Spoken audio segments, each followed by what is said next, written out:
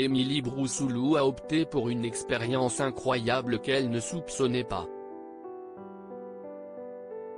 Et pour elle, pas question de ne pas partager le quotidien d'une grossesse avec les jeunes ou les futures mamans.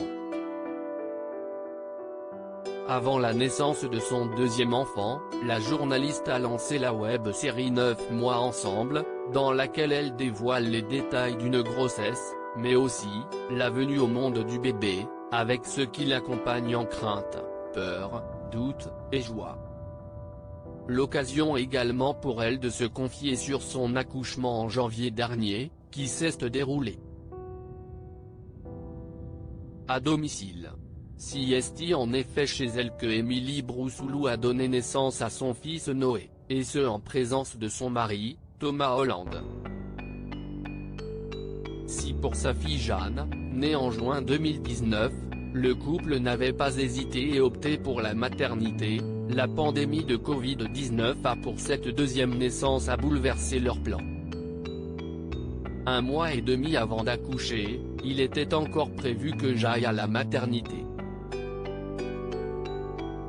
Mon dernier rendez-vous à l'hôpital ne s'est pas très bien passé parce que l'on m'a expliqué dans quelle mesure j'allais sans doute accoucher, avec un masque, que j'allais peut-être accoucher sans mon conjoint et que je n'allais pas voir ma fille aînée pendant tout mon séjour à la maternité, explique-t-elle. Une situation difficile à concevoir pour Émilie Broussouloux, stressée, de voir gâcher un moment unique. Émilie Broussouloux a vécu une expérience extraordinaire sur ce, la journaliste a opté pour l'accouchement à domicile, avec d'un côté, un Thomas Holland pas vraiment rassuré à cette idée. Ça a été compliqué quand j'en ai parlé à mon conjoint, parce que, lui, il était certain que l'accouchement allait se passer à la maternité.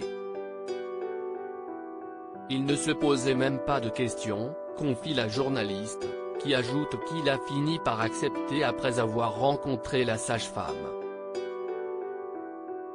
Et que pour sa part, elle n'a pas voulu de péridurale, préférant accoucher naturellement.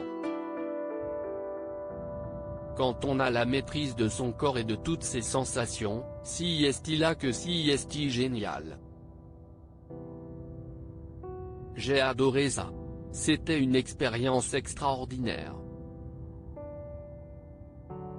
Si je ne l'avais pas vécu, j'aurais du mal à le croire, ajoute-t-elle, visiblement heureuse de partager cette incroyable expérience qui a bouleversé son existence, et de reprendre le pouvoir sur ce qui lui a été offert en tant que femme, donner la vie.